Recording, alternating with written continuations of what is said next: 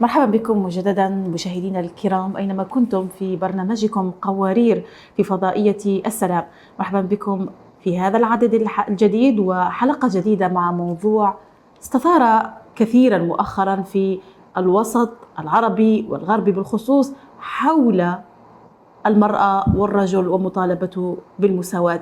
الكثير من المنظمات صارت تصرخ وتتكلم بأعلى صوت بأنها تطالب بالمساواة بين الرجل والمرأة في كل شيء، لدرجة أنها طمست الهوية الإسلامية وطمست الفروقات التي خلقها الله سبحانه وتعالى بين الرجل والمرأة.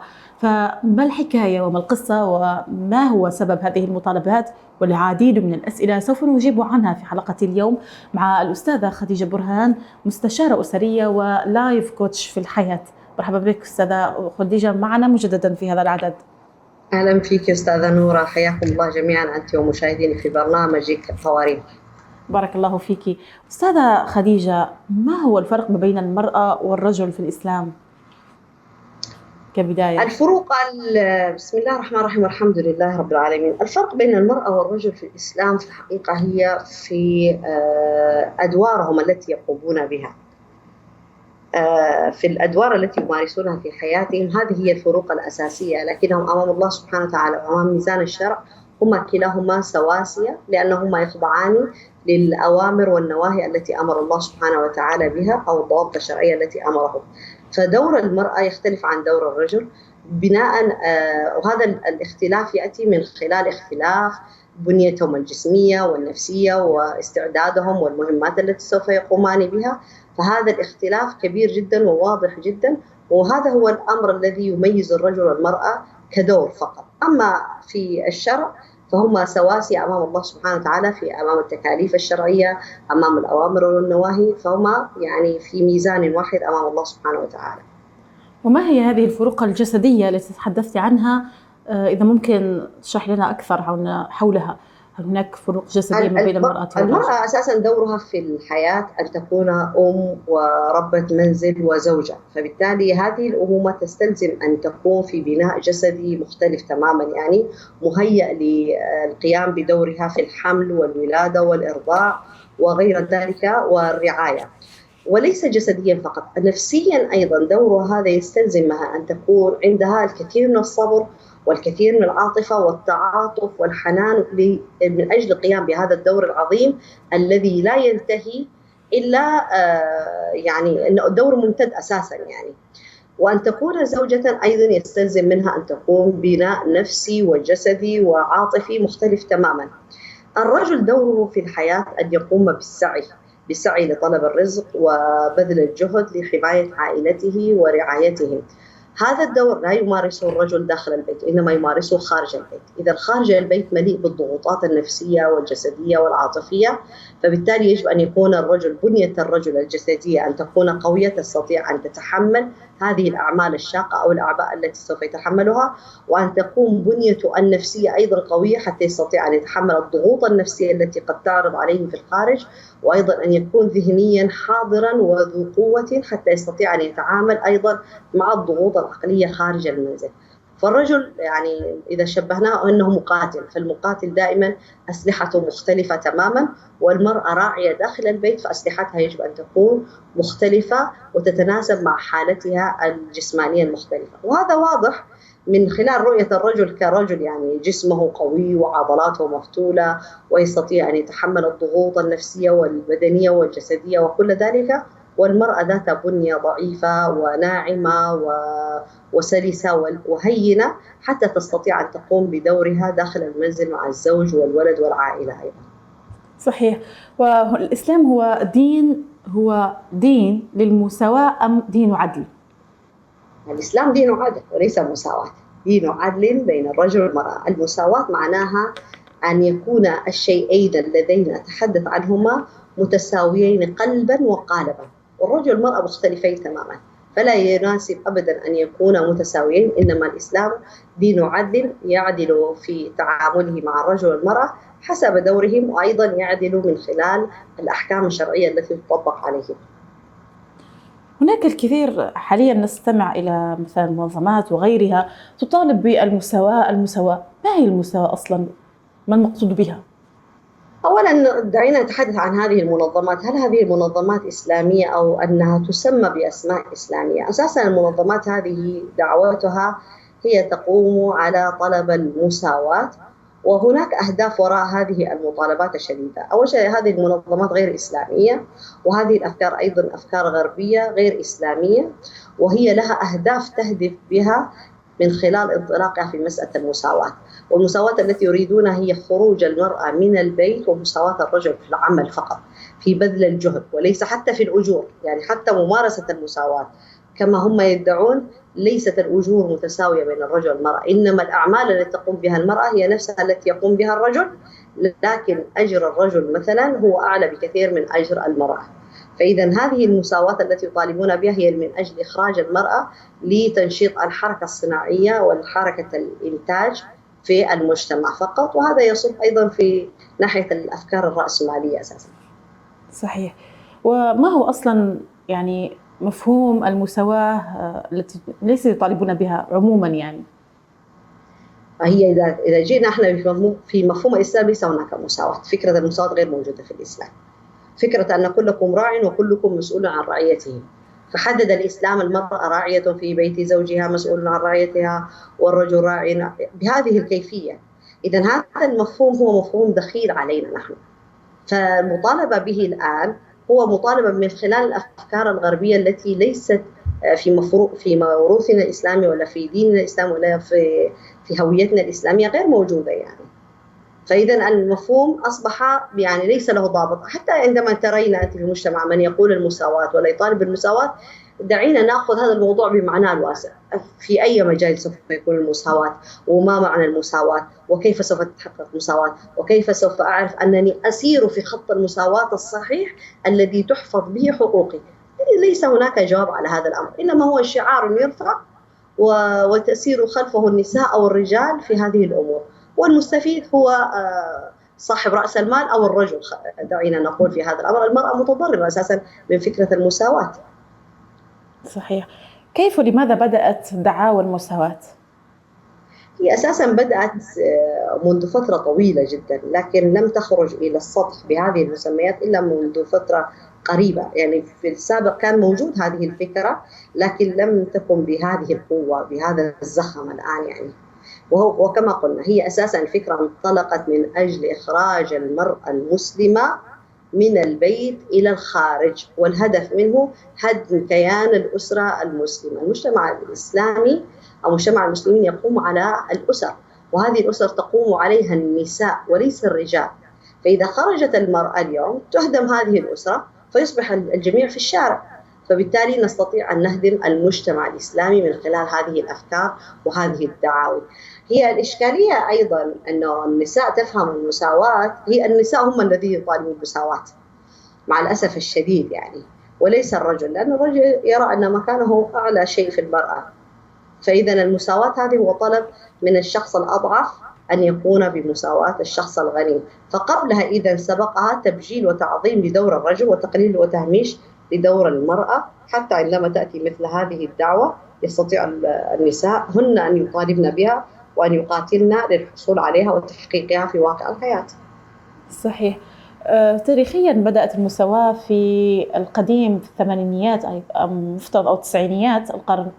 كانت بدأت مع ظهور حركات النسوية في العالم، حينما تم خروج العديد من النساء من أجل مطالبتهم بمساواة أو مطالبتهم أيضا برفع الأجور. فهناك الكثير من النساء كانوا يعملن في أعمال الخياطة، ولكن أجرهن جدا زهيد مقارنة بالرجل. وكذلك في العالم الغربي حينما كانت النساء لا يحق لهن مثلا التصويت، ولا يحق لهن القيام بأشياء كثيرة مثل أن تعطي رأيها في الدولة وغيرها. هذا الشيء أو الأمر هذا لا نراه نحن كدولة إسلامية أو كدين إسلامي، لا يوجد لدينا هذه الأشياء. فظهرت من هناك وانطلقت من هناك في المجتمع الغربي المساواة لتلتحق إلى تدخل على المجتمع الإسلامي. فهل يمكن أن تخبرينا متى بدأت المساواة والمطالبة بالمساواة في العالم الإسلامي والعربي؟ نحن كنا لا نرى هذه الأشياء، الآن أصبحنا نراها مع الأسف الشديد. المرأة تطالب بأشياء كثيرة. في الحقيقة يعني بصدقا يعني أنا حتى عندما يعني أدرس هذا الواقع لا أستطيع أن أدرك كيف دخلت علينا هذه الأشياء. لكن كما ذكرتي هي بدأت في بلاد الغرب مثلا بالمطالبة برفع الأجور أو مساواة الأجور، وحتى هذه اللحظة ليست الأجور متساوية أساسا يعني. فبالتالي بدأت بهذه الشكل بالناحية الصناعية، الإنتاج فقط، أنه مطالبة بالأجور، ثم بعد ذلك الدخول في التصويت في الانتخابات، ثم أن يكون للمرأة صوت مسموع، ثم إعطاء بعض الحقوق للمرأة التي كانت أساسا ممنوعة عليها، مثل التعليم والترشح لأشياء معينة أو إكمال تعليمها. بعد ذلك بدأت المرأة بالتدريج طبعا تخرج وتنسلخ من دورها كامرأة، وأصبحت هذه الأفكار تأتي إلينا. في هذا الوقت عندما ظهرت في الغرب هذه الحركات النسوية أو المطالبة بالمساواة، كانت المرأة في العالم الإسلامي هي امرأة محفوظة محفوفة مكفولة ومؤدى لها حقوقها التي أعطاها إياها الشرع. لكن مع دخول التعليم للمرأة ودخول التعليم الغربي بالذات في المرأة، بدأت هذه الأفكار تدخل إلى مجتمعاتنا، فأصبحت المرأة بالتدريج ترى كأنه إهانة لها أن تبقى في البيت، وأن يصرف عليها الرجل، وأن يقوم على شؤونها، وأن تكون ربة بيت، وهكذا يعني. فأصبح إذا نحن وهن الآن متساويات، لكن مع الأسف الشديد ربما هم الآن في الغرب بدأوا يتراجعوا عن هذه الفكرة النساء، لكن عندنا نحن في مجتمعاتنا الإسلامية مع الأسف الشديد بسبب الجهل أصبحت المرأة بقوة تطالب بهذه الأمور، وأن تكون مساوية للرجل في كل شيء. لذلك ظهر عندنا سلوكيات جديدة أيضا مرافقة لهذا الأمر، اللي هو غياب الحياء والجراءة والصوت العالي والعنف من المرأة، شيء الذي لم نكن نراه في مجتمعاتنا الإسلامية. طبعا أصبح كظاهرة أن المرأة أيضا أدى ذلك بطلبها للمساواة، أنه تخلع الحجاب وأن تمارس حياتها بالمشاركة مع الرجل أو الاختلاط أو دخول سوق العمل أو المجالات التي يعمل فيها الرجل أو التي كانت حكرا على الرجال، حتى تثبت أنها قد حصلت على بعض حقوقها.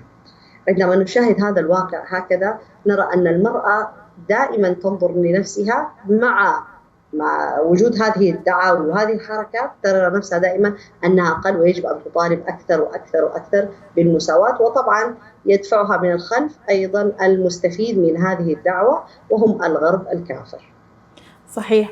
هناك أيضا في بداية المطالبة بالنسوات مطالبة بالنسويات هؤلاء في الغرب بداية كانت من أجل حقوقهن التي هي أوريدي أو أصلا موجودة عندنا كتكريم للمرأة ومعززة في الدين الإسلامي، ولكن هي لم تكن لديهم. تطور الأمر إلى أصلا صار يعني خارجة عن الطبيعة الإنسانية وخارجة تماما عن الفروقات التي خلقها الله في حكمته في بين النساء والرجال. طلبوا حتى أنه هناك إذا سمعتي بنازع في الخطاب في اللغة الإنجليزية مثلا بين هي وشي، ويصبح فقط واحد، لا فرق بين مثلا الأنثى والذكر في المخاطبة. وهذا يعني تمادي جدا في المطالبة بالمساواة والمطالبة بأشياء لا منطقية يعني في المجتمع الغربي حاليا، وهم يصدرونها مع الأسف إلى داخل مجتمعاتنا الإسلامية والغربية. والله مع الأسف الشديد هذه مصيبة. يعني إذا كانت المرأة اليوم لا تريد أن يكون هناك هي أو شي، يعني هذه مشكلة كبيرة جدا. يعني أساسا هو في المجتمع الغربي هو مجتمع مفكك، فبالتالي هؤلاء المجتمعات المفككة ماذا تريد من المجتمع الإسلامي غير أن يكون مثلها؟ فإذا أرادوا أن يكون مثلها أسهل طريقة للوصول لهذه النتيجة هو عبر المرأة فقط، عبر بث بعض الأفكار إليها. ويتم بث هذه الأفكار المسمومة إلى المرأة من خلال المناهج التعليمية، من خلال الجمعيات النسوية، من خلال بعض الأنشطة التي تدخلها المرأة وتمارسها، عن طريق تصدر بعض النساء اللاتي يحملن هذه السموم وطرحها في مجتمعات النساء حتى تصبح حقيقة. صحيح. فهذه هي الإشكالية. يعني نحن إذا الحقوق التي يطالبون بها هي موجودة عند المرأة، لكن سبحان الله الهزيمة النفسية أو التعامل مع أنفسنا بمبدأ الهزيمة النفسية أن الغرب أفضل مننا يجعلنا نريد أن نتبعهم. والنبي صلى الله عليه وسلم قد حذر من هذا الشيء، لو دخلوا جحر ضب لدخلتموه أخبرنا يعني. وهذا يأتي من خلال غياب العلم والجهل بما لدينا وبما أنزل الله سبحانه وتعالى. في هذه الأمور. أساسا في مسألة المساواة هذه الجهل يحكمنا بقوة. يعني عندما ترى المرأة تاريخها في الإسلام أو ما الذي أعطاها الإسلام من حقوق من خلال دراسة كيف كانت المرأة قبل الإسلام، ستجدين أن الواقع الحالي الذي تعيشه المرأة هو الواقع الذي كانت عليه قبل الإسلام. المرأة ليس لها أي قيمة، حتى لو أنهم وضعوا التاج على رأسها ليس لها أي قيمة، إنما هي مجرد سلعة تباع وتشترى ويستفاد منها. فإذا لو كانت عديمة القيمة سوف يتم رميها جانبا واستبدالها بأخرى. واقعنا الآن الحالي بالنسبة للنساء الذي نعيش فيه إلا من رحم الله هو واقع المرأة قبل الإسلام. جاء الإسلام ورفع المرأة وكرمها وجعل لها منزلة، وجعل الرجل حارسا وقيما عليها ويقوم بالمحافظة عليها والدفاع عنها، وأعطاها من الحقوق ما لم تكن تحصل عليها ومن الأموال ما لم تكن تحصل عليها، وأعطاها من المميزات الكثيرة جدا. جهلها بهذه الأشياء هو الذي يجعلها تطالب اليوم بالعودة إلى الجاهلية فقط. صحيح. شكرا لك أستاذة خديجة برهان على هذه المعلومات. نذهب وإياكم أعزائي المشاهدين إلى فاصل ثم نعود، ابقوا معنا.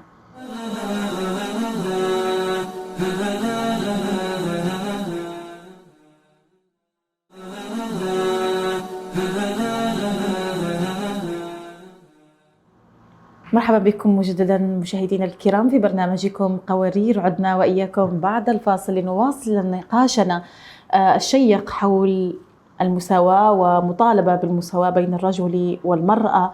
ومرحبا مجددا بالأستاذة خديجة برهان، مستشارة أسرية ولايف كوتش. مرحبا بك أستاذة خديجة. أهلا وسهلا بك أستاذة وحياك الله. كان نقاشنا شيق قبل الفاصل. نواصل الحديث عن المرأة ومطالبة بالمساواة. هل كانت هناك مطالبة بالمساواة في عهد رسول الله صلى الله عليه وسلم؟ مطالبة بالمساواة أساساً عندما جاء الإسلام والمرأة رأت أين كانت في الجاهلية وأين أصبحت في الإسلام، أدركت تماماً الآن أن الإسلام دين عدل. لذلك كانت النساء يأتي النبي صلى الله عليه وسلم ويسألنه عن الأمور التي يستحي منها الرجل أساساً حتى تفهم دينها وتعرف موقعها في هذا الدين العظيم ودورها. فبالتالي لم تكن المرأة تطالب بالمساواة، لأنه المرأة تستطيع أن تخرج للعمل، مسموح لها في الإسلام أن تخرج للجهاد إذا لزم الأمر، لكن الأصل هو المرأة أن ترعى زوجها وبيتها وأن تقوم على هذه الشؤون، ومسموح لها أن تخرج وتعيش حياتها في الخارج كما الرجل، أن تمارس التجارة والتعليم والاختلاط ضمن الضوابط الشرعية. ليس كان هناك شيء ممنوعا على المرأة ضمن الضوابط الشرعية. فبالتالي لم تكن المرأة بحاجة للمطالبة بالمساواة. لكن أنا عندي سؤال، هذه الدعوة المساواة المرأة بالرجل لماذا لا يقوم بها الرجال؟ يعني طلب الرجل المساواة بالمرأة. نرى دائما هذه الدعوة هي مساواة المرأة بالرجل وليس مساواة الرجل بالمرأة. فإذا معناها أن هذه الدعوة أساسا دعوة باطلة، لأن المرأة لا يمكن أن تقوم بدورها كامرأة ودورها كرجل خارج المنزل، ومطلوب منها في كلا الدورين أن تكون بكامل قواها العقلية والنفسية وعطائها. هذا ليس فيه مساواة، إنما فيه ظلم للمرأة وإبقاء للرجل على ما هو عليه من دوره ومكانته.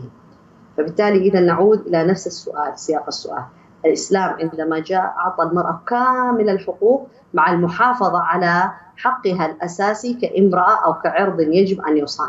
يعني المرأة إذا خرجت للعمل مع الرجل وكسبت مالا وكانت ذات زوج، ذمتها المالية مختلفة تماما عن الرجل ومنفصلة عنه، ويبقى الرجل يصرف عليها حتى لو كانت غنية.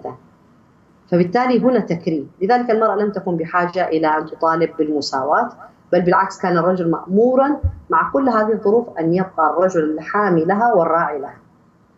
صحيح. هل هناك أيضا بعض التفصيلات حول كيف كرم الإسلام المرأة في ذاك الوقت، كانت قبل وبعد الإسلام؟ يعني المرأة قبل الإسلام كانت أساسا لا ترث، وإذا كانت ذات زوج ومات عنها زوجها تورث هي مع مقتنيات الرجل، يعني ليس لها قيمة. ويجوز للمرأة بيعها واستبدالها، ويجوز للمرأة أن يعيرها. الرجل يكون زوجته عنده يعير أو يسلف زوجته لرجل آخر، وأن يستخدمها كأداة للولادة من رجل آخر. فليس لها أي قيمة وليس لها أي اعتبار. جاء الإسلام كرم المرأة وجعل عرض يجب أن يصان، فأصبح لها ميراث. حتى لو كانت لا تحتاج، إنما قسم لها في مال الميراث، وأمر الرجل أن يصرف عليها حتى لو كانت غنية، وأن ينفق عليها، وأن يحافظ عليها، وأن يأتمر بأمرها، وأن لا يزوجها إلا برضاها، وأن إذا أرادت أن تطلق تطلق وليس هناك أي شيء، وأن تقول ولها حق أن تتعلم وأن تعمل وأن تتاجر بمالها، وأن تكون لها يعني أشياء كثيرة جدا أكثر مما كانت. المرأة كانت هي والحيوان في السابق قبل الإسلام سواسية، ربما حتى الحيوان أفضل حالا منها لأنه يتم الاستفادة منها. جاء الإسلام غيرها وحرم أساسا إهانها، فجعلها أما يجب أن تبر من قبل أولادها، وجعلها ابنة يجب أن يقوم والديها برعايتها، وجعلها أخت مأمور الأبوين والإخوة أن يرعوها، وجعلها زوجة قائم الرجل على رعايتها، وجعلها جدة لها ما للجدة من الحقوق والواجبات والرعاية اللازمة لها. فأصبحت المرأة مكرمة في كل أدوارها، وهذا ما لم تكن عليه في السابق. ويقوم بهذه المهمة الرجل، سواء كان أب أو ابن أو أخ أو زوج أو عم أو أي رجل محرم يجب أن يقوم. حتى عندما لا يوجد هذا المحرم يقوم أبناء المسلمين أو الرجال المسلمين بالمحافظة على هذه المرأة الغريبة عنهم، لأنها عرض يجب أن يصان ويحافظ عليه. صحيح. ما هي أهداف دعاوى المساواة المباشرة والغير مباشرة؟ أساساً دعاوى النساء كلها هي تقوم على هدم الأسرة المسلمة. الأسرة المسلمة ليست المرأة فقط، إنما المرأة داخل هذه الأسرة موجود الرجل والأبناء الذين يتلقون الأفكار الإسلامية، فيخرجون أفرادا صالحين لبناء مجتمعهم وتقويته والدفاع عنه. فإذا تم هدم هذه الأسر وهذه العائلات أصبحت البيوت كلها خالية من المرأة، فمعناها خالية من المربي، من الموجه، من المرشد. فبالتالي بغياب هؤلاء يصبح هناك فوضى، فيمكن إذا زرع الكثير من الأفكار والدعاوي التي تخدم مصالحهم هم، فيتم من خلال هذه الأفكار هدم المجتمع الإسلامي. الآن هدم المجتمع الإسلامي لا يقوم بالأسلحة، لأن هذه عملية سهلة جدا. بالأسلحة يقوم الرجال بالمواجهة، إنما الآن هدم الأفكار من خلال الدخول في الأسر. ومن الذي يقوم عن الأسر والسور الذي يحمي هذه الأسرة هي المرأة. فبالتالي أخرج المرأة للخارج ثم أستفرد بأفراد الأسرة في زرع ما أريد زرعه وهدم ما يمكن هدمه. هذا هو الأساس الذي انطلقت منه، سواء كان معلنا أو غير معلنا، في دعاوي النسوية ولا دعاوي المساواة ولا دعاوي إخراج المرأة وحقوق المرأة. أساسه أصلا هدم الأسرة المسلمة.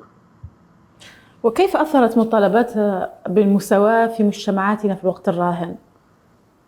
والله تأثيرها سلبي جدا. يعني المرأة خرجت نعم تتعلم، لكنها تشبعت بهذه الأفكار فأصبحت تتأخر في الزواج مثلا، أو توجد مبررات أنها لا تتزوج، وإذا تزوجت توجد مبررات أنها لا تريد أن تنجب، وإذا أنجبت توجد مبررات أنها يجب أن تعمل، فبالتالي تترك دورها في الأسرة، فيصبح البيت أيضا في حالة فوضى لأنه المرأة الراعية غير موجودة. فأصبحت المرأة إذن هي التي تقوم بمحاولة السير على خطى الغرب من خلال هذه الدعاوي. هذا أول التأثير.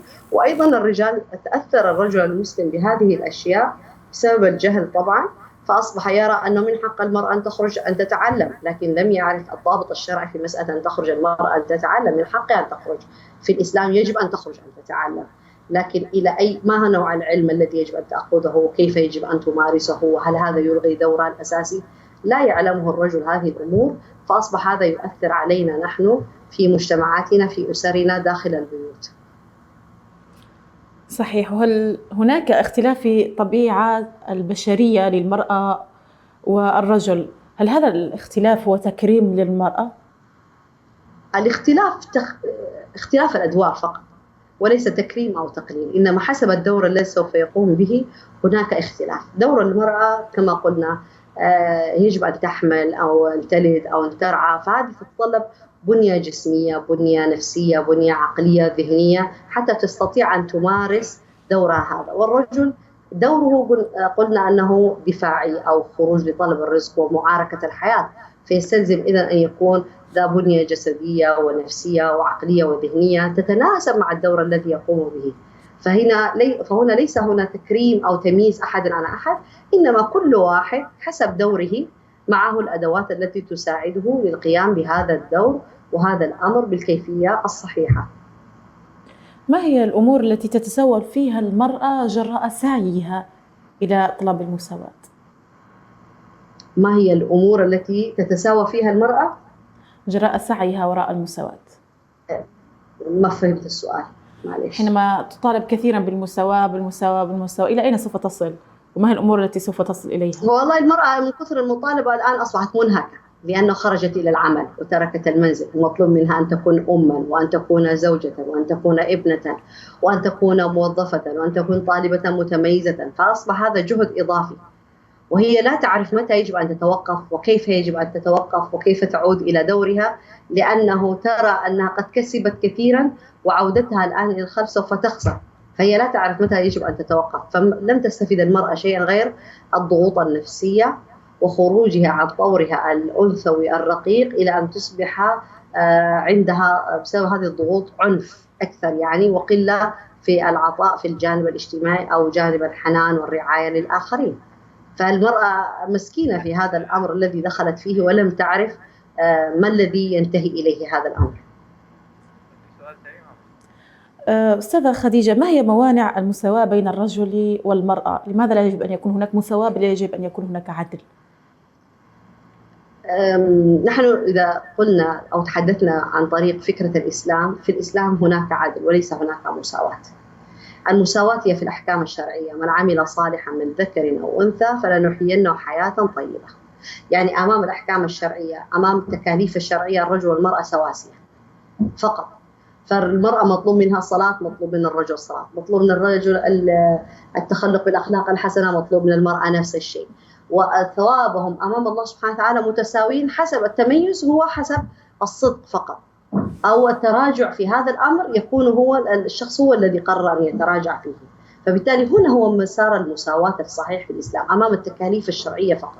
أما في الحياة فليس هناك مساواة، إنما هناك فقط عدل من الله سبحانه وتعالى، وكل واحد حسب الدور الذي كلفه الله به إذا أداه بالكيفية التي أراد الله سبحانه وتعالى سوف يكون الأجر حسب الكمال. كلما كان كلاهما أكمل في أداء دوره فسوف يكون أجرهما كاملا، وكلما نقص أحد عن دوره أو نقص وقصر سوف يكون أيضا من عند الله سبحانه وتعالى العقاب أو خلافه أيضا متساويا.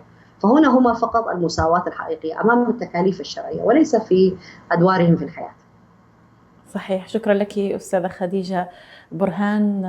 إذا يمكن رسالة سريعة جدا في دقيقة لكل امرأة تشاهدنا الآن. أرجو من كل امرأة تشاهدنا الآن أن تدرك أين كانت قبل الإسلام وأين أصبحت بعد أن جاء الإسلام، وليس الإسلام الذي يمارسه الناس في الواقع الحالي.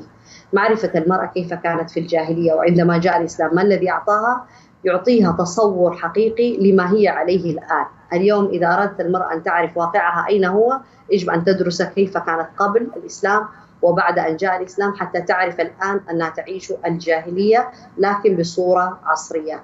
فإذا هي في غنى عن تعيش هذه الجاهلية أمام التكريم الذي أعطاها الله سبحانه وتعالى فيه في أفكار الإسلام. فدعوتي لها أن تتمسك بدينها وبمكانتها ومنزلتها التي كرمها الله سبحانه وتعالى به، وأن تحفظ هذه الأشياء كلها لتحفظ أسرتها وأمتها المسلمة. شكرا لك أستاذة خديجة برهان، وشكرا لكم مشاهداتنا الكرام في برنامجكم قوارير.